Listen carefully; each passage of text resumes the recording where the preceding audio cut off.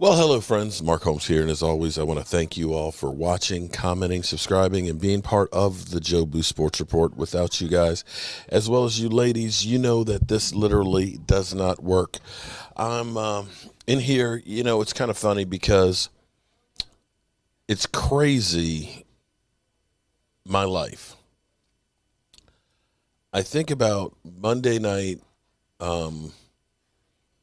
going through and dealing with the city council and trying to save a historic house that was built in 1820, and getting the zoning changed, getting up in the morning and then working on a rental property. I'm in here painting and getting the carpet guys going and everything else, covered with paint and everything else, and then going from there to a Zoom in call with one of the players I idolized growing up, Cliff Harris, and then driving home and then editing it and putting it out.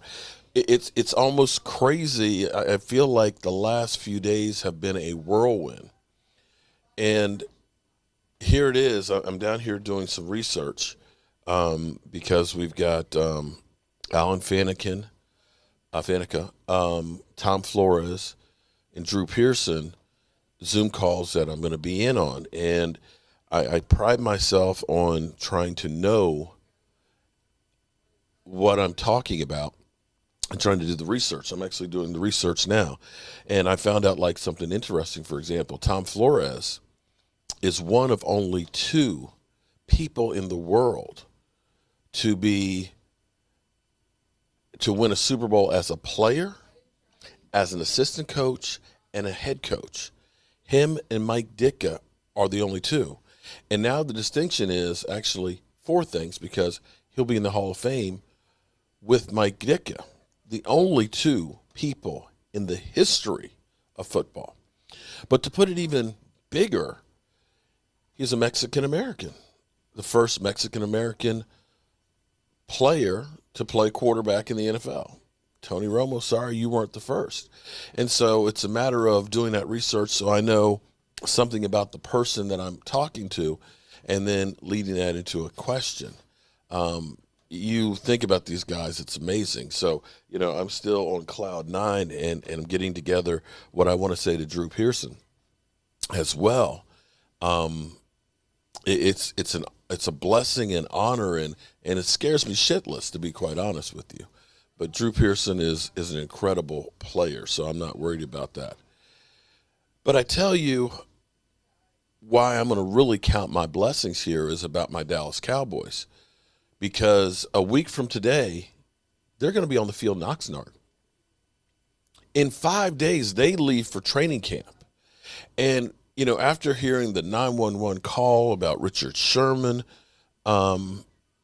today, after knowing about guys like Frank Clark, being arrested, and, being charged with, the firearm on one case, and he's got a second one too, that could affect the Kansas City Chiefs.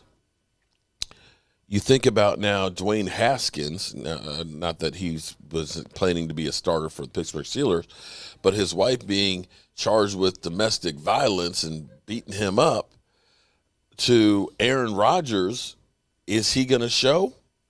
Or Deshaun Watson, is he going to get traded?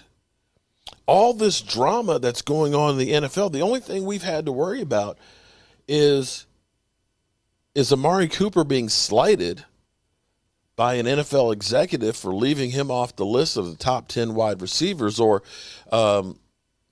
should Dak Prescott give some of his money to Zeke Elliott?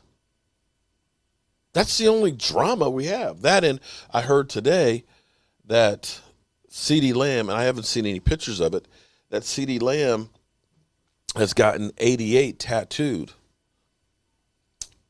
An 88 tattoo, I don't know if it's an arm, back, leg, who knows? I mean, you younger people are all into tattoos. I'm just not into tattoos, because I got enough scars and markings on my body. Like, I got this leg here that looks like a lizard leg from being burned, and I've got my scars from knee surgeries and all that, and cut fingers and stuff. I don't need any more marks. I got plenty of distinctive marks on me that you can know who I am.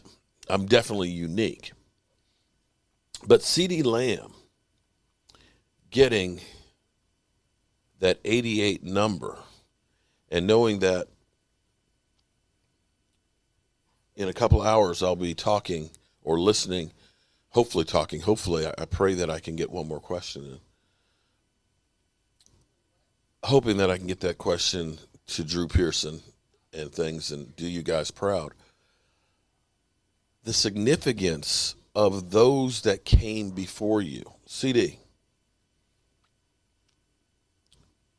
I hope that you learn everything about the 88 number. The guys that wore that number and the commitment to excellence that they had. You may go through, and this is where it's kind of crazy because I've learned a lot in the last couple of days. Listening to Art Shell, who had 51 interceptions as a safety. I hated the Steelers. They broke my heart twice in the Super Bowl there.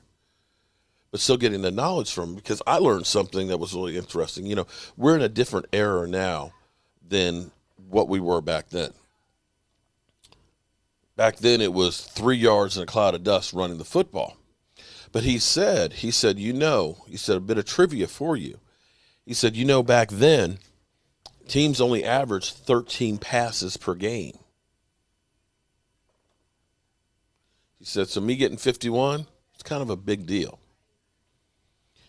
And I want you to think about what I learned from Harold Carmichael, who was saying, I was part of that 5-yard chuck rule when that came in, which meant, you could only hit the receiver for that first 5 yards.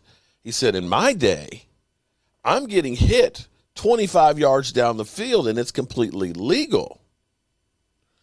So you look at the dynamic of right there and think about Drew Pearson and what he did in that era. You're getting beat the hell up. You're not getting that many balls. It's amazing what the Dallas Cowboys did with that. And thinking about, comparatively speaking, not only were the receivers getting molested, take a look at some of those hits. If you watch some clips from like NFL Crunch Course or some of the older films and clips of the Steel Curtain or the Doomsday Defense or the Purple People Eaters or the Monsters of the Midway, and you see the abuse that the quarterbacks took, and you didn't get 15-yard penalty for unnecessary roughness like you do today, you realize how much more difficult it was. So, CD, understand what your forefathers brought to that number. And then Michael Irvin taking it to a whole nother level, being part of the whole generation of it being showtime, so to speak, being the playmaker, the whole, and ushering in greatness. He partied hard. He played hard, but he was going to make sure we did everything to win. What I hope, in listening to Jimmy Johnson, hearing Jimmy Johnson say, we had already clinched the playoff spot, and we lost to Washington. And when we lost to Washington on that plane back, the flight attendants were fixing the meals to feed the guys. It's like, don't feed them. I want them to hurt inside from that loss. Let me say again, they already earned the playoff spot. They didn't have any worries. But he didn't want them to accept losing and enjoy it. He wanted them to feel pain and agony from that. That, my friends, that CD is what that 88 is about. You have some big shoes to fill. You have 2 Hall of Famers that have worn that number. let's hope you do that number proud. All right, I've got a few more minutes here before the first Zoom call, and I can't wait. I'm Mark Holmes, and we'll see you later.